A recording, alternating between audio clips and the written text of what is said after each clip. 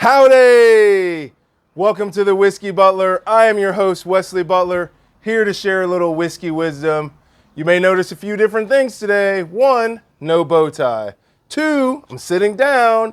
And 3, I'm outside. That's right, came outside. It's springtime, about to be summertime. So I feel like, it's time to enjoy the great outdoors. And what better way to enjoy talking about whiskey, but then sitting outside, front of a smoky fire, cooking up some grilled meats, So that's what we're going to do today.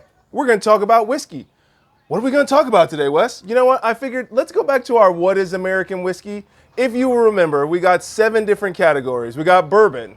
We got Tennessee whiskey. We got corn whiskey. We got just whiskey. We got light whiskey. We have spirit whiskey. And we have what we're going to talk about today, blended whiskey. So, you might be asking yourself, Wes, why are we going to talk about blended whiskey? Who cares about blended whiskey? Well, you know what? There's actually some good blended whiskeys out there. And if we're going to make a category about it, we might as well talk about it. So that's what we're going to do today. Okay? So now, let's just get right into it, because I actually really like both of these. And so I really want to get to tasting them. But first off, what have I always talked about? American whiskey is dominated and governed by rules and laws. So what are the laws and rules about blended whiskey? Well, they're actually really simple.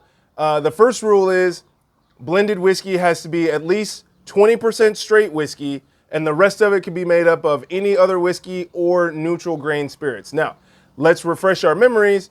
Straight whiskey is any whiskey made from grain, okay, and aged at least 2 years. So there's your straight whiskey, and then the rest of it could be neutral spirits. It could be whiskey, it could be not whiskey, anything like that. So that's usually why blended whiskey gets such a bad rap, because people are like, where's the chemistry? Where's the touch? You're not really doing much. You're just taking something that somebody else did and mixing it all together. Look, there is some skill in the blending, okay? I'm not saying that anybody can do it. There is some skill in the blending. You might be thinking of blended whiskey as bottom shelf, something to mix your 7-Up with. Wink, wink, if you know what I'm talking about. But we went from the bottom shelf to the top shelf today to talk about these 2 whiskeys I have right in front of me. So I have 2 Whistle Pig whiskeys here. This one's called Farmstock. This one is called Homestock. They called it Farmstock, then they called it Homestock. They scratched out the farm, which is sort of explains my get up today. I got the bandana on, the plaid shirt, and the hat. Plus it's hot out here, so why would I want to be all up in a bow tie out in the heat? So if I had a favorites playlist on this YouTube channel, these whiskeys would definitely be on it, okay? In fact, I have to keep myself from buying this whiskey all the time because it ends up disappearing very quickly off my shelf, okay? So one of the things that I like about Whistle Pig, what they do with this is that they're very transparent about their blends. They let you know where it comes from. Now, I also read that Whistle Pig markets that they crowdsource the blending for this. And if anybody from Whistle Pig is out there, I'm trying to figure out how I get on that list to crowdsource the next crop that comes for the Farmstock whiskey. I'm just saying. Okay, so they're very transparent about what goes in it. They crowdsource the blending, and they put it right there for you on the back. So, as you know, Whistle Pig started out sourcing a lot of their grains and whiskey from Indiana, from that big place in Indiana that sources a lot of whiskey. Okay, but they grow a lot of grains on their farm now in Vermont, and so as the crops have gotten older, right, more of their whiskey has more of the grains from Vermont. So we're going to start out with crop number 2 here on the Farmstock. As you can see, it's very low in the bottle here. Let's just read the blend here. So we've got they're all straight rye. We have 23% 10-year Canadian rye.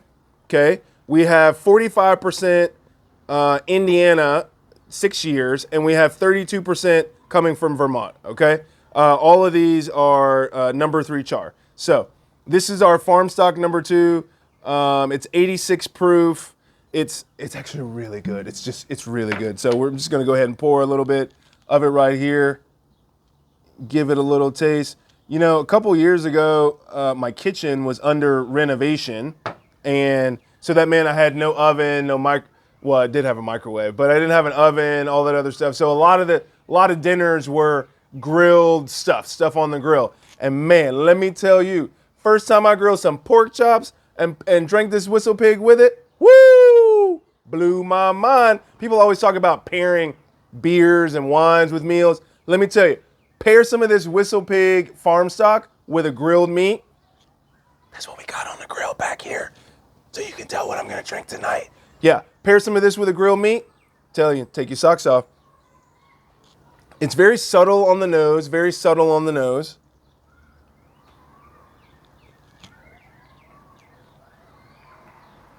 Yeah, it's got some deep vanilla in it. There's also some fruitiness in it, but you know, you're getting a lot of different ages of whiskey. If it was just a 2-year, you know, it might taste one way. If it was just a 6-year or a 10-year, but putting those all together, the 10 years are really going to be a little bit more smoothed out, you know.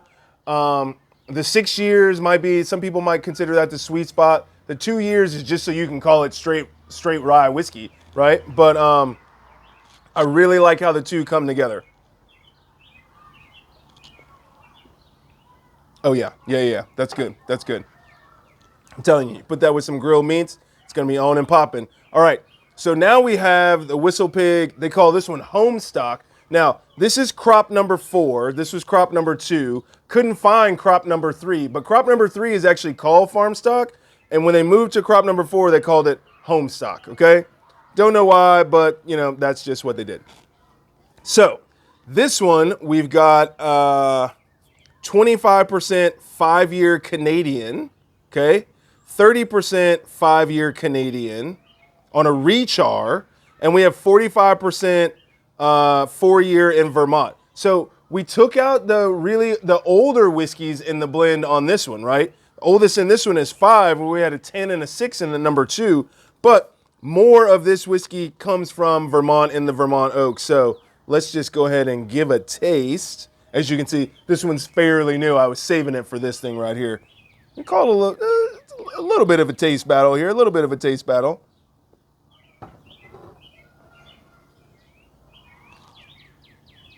Now the nose on this one, way more subtle than the nose on this one. Not that this one was really spicy, but the nose on this one, way more subtle.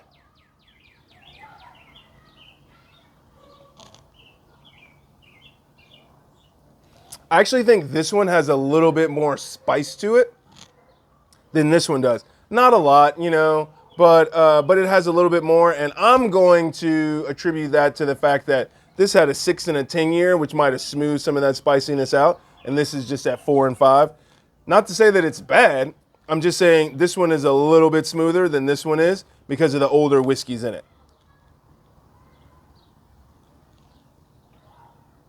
Oh yeah, definitely.